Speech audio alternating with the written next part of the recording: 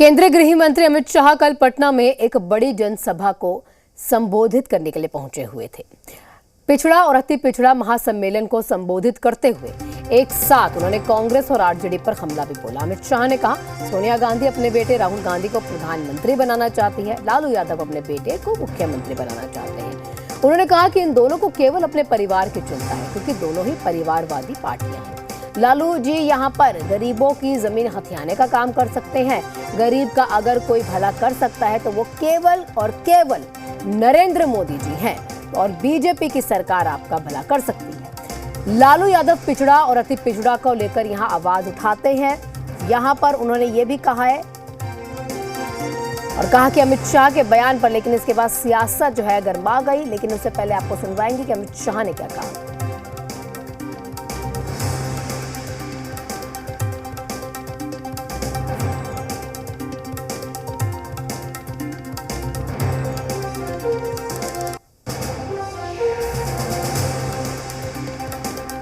का एकमात्र लक्ष्य है इनके बेटे को मुख्यमंत्री बनाना।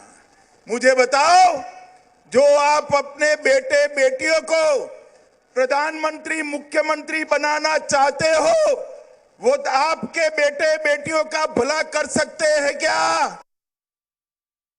लालू प्रसाद जी आपका भला कर सकते हैं क्या? जोर से बोलिए, कर सकते हैं क्या? वो एक ही काम कर सकते हैं, पिछड़ा और अति पिछड़ा की भूमि हथियाने का काम, गरीबों की भूमि हथियाने का काम। मगर मैं आज इस मंच से लालू प्रसाद जी की पार्टी को चेताने आया हूं, बिहार में फिर से डबल इंजन की सरकार बन गई है। भूमाफियाओं को उल्टा लटका कर सीधा करने का काम ये भारतीय जनता पार्टी की सरकार है।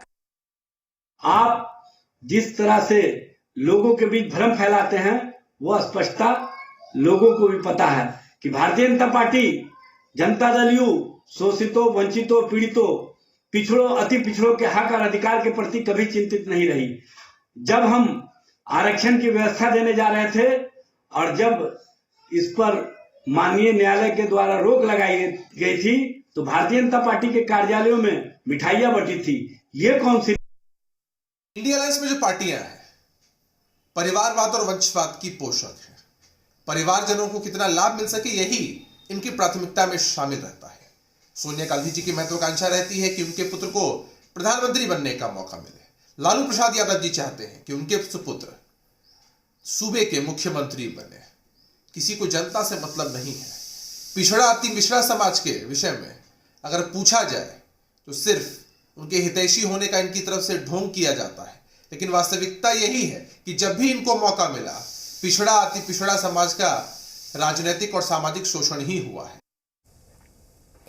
हमारे सहयोगी रुपेंद्र हमारे साथ लाइव जुड़े हुए हैं अधिक जानकारी के साथ। रुपेंद्र, सबसे पहले जानना चाहेंगे, जिस तरह से अमित शाह ने यहाँ पर बयान दिया, सियासत लाजमी सी बात है, होने भी वाली थी इस बयानों के बाद, लेकिन यहाँ पर अगर विपक्ष की सुने तो वो कहते हैं कि एक समय ऐसा था जब गरीबों की, पिछड़ों की, अति पिछड़ों की आवाज सिर्फ लालू यादव थे, और इस तरह के बयान देना ठीक नहीं।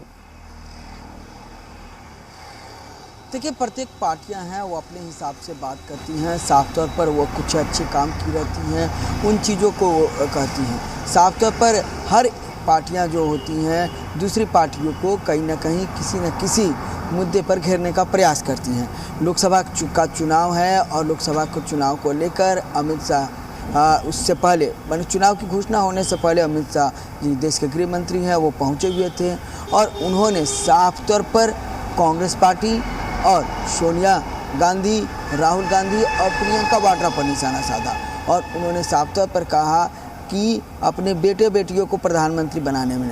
तो वहीं क्योंकि बिहार में राजनीति का जो केंद्र है कहीं ना कहीं लालू यादव माने जाते हैं और लालू यादव काफ़ी पुराने राजनीति के खिलाड़ी हैं, तो उन पर निशाना साधा गया और अमित शाह जी ने साफ तौर पर कहा कि वो अपने बेटे को मुख्यमंत्री बनाना चाहते हैं। लैंड फॉर जॉब का जो मामला चल रहा है उसको भी जोड़ के देखा जाए तो साफ तौर पर अमित शाह जिस तरह से लैंड फॉर जॉब लोग के जो है लालू परिवार अभी फंसा हुआ है इस मामले में। तो उन्होंने साफ तौर पर कहा कि जो भी ज़मीन का इधर उधर करेगा उसको जो है उस तरह से कार्रवाई किया जाएगा। तो साफ तौर पर अपनी कहा जाए तो अमित शाह जो है अपने जो कार्यकर्ता हैं, उनके जो नेता हैं, उनको ये समझाने में लगे थे क्योंकि चुनाव का समय है और इस तरह का जो बयान है कहीं ना कहीं देखिए सरकार में जो रहता है अगर गलतियां होती हैं तो ज़रूर कार्रवाई होती है, लेकिन इसको एक पॉलिटिकल स्तर से भी जोड़कर देखना चाहिए कि फिर आपको लोकसभा चुनाव है और राजनीति इस पर की जा रही है। तो साफ तौर पर अब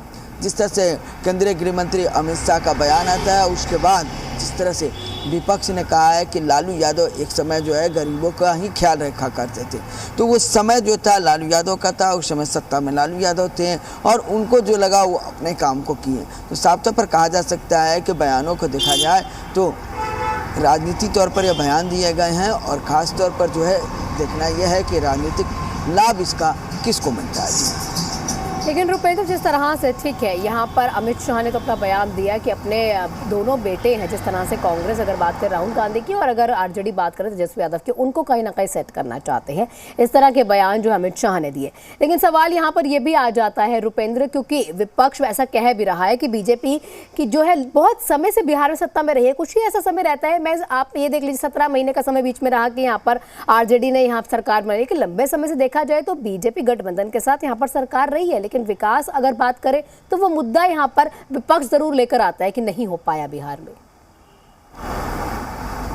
देखिए विकास का मुद्दा जो आपने कहा कि विपक्ष लेकर जरूर आता है, जब ये विपक्ष 2005 से पहले सत्ता में था उस समय विपक्ष अभी जो सत्ताधारी पार्टियां हैं वो थी और उस समय की तुलना में भी देखा जाए विकास और अब की तुलना में काफ़ी विकास बिहार में हुआ है।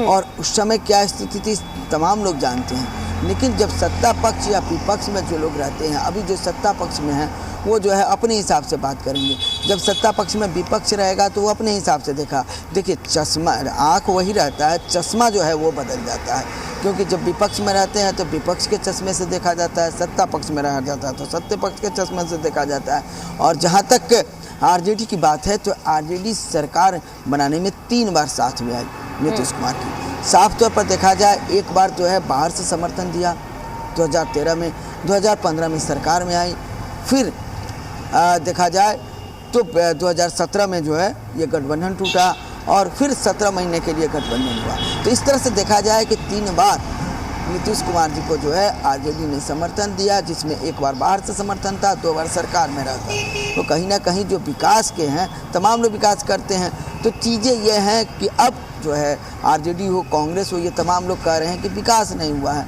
तो साफ तौर पर कहा जा सकता है कि नीतीश कुमार और बीजेपी का जो कार्यकाल रहा वो अधिक रहा और इनका कार्यकाल कम रहा, लेकिन जनता ये पूछ रही है कि जिस स्तर से विकास होना चाहिए क्या उस स्तर से नहीं है, क्योंकि अगर देखा जाए अगर इस राज्य के साथ बिहार के साथ अन्य राज्यों को रख दिया जाए तो वहां पर विकास की रफ्तार जो है वो बेहद कम रही है। और इसी के साथ लोकसभा चुनाव के लिए पूर्वी राज्यों में अगर देखें तो बिहार बेहद अहम है। शुक्रिया रुपेंद्र हमारे से जुड़ने का, तमाम जानकारियां साझा करने के लिए। और यहाँ रुकेंगे छोटे से ब्रेक के लिए।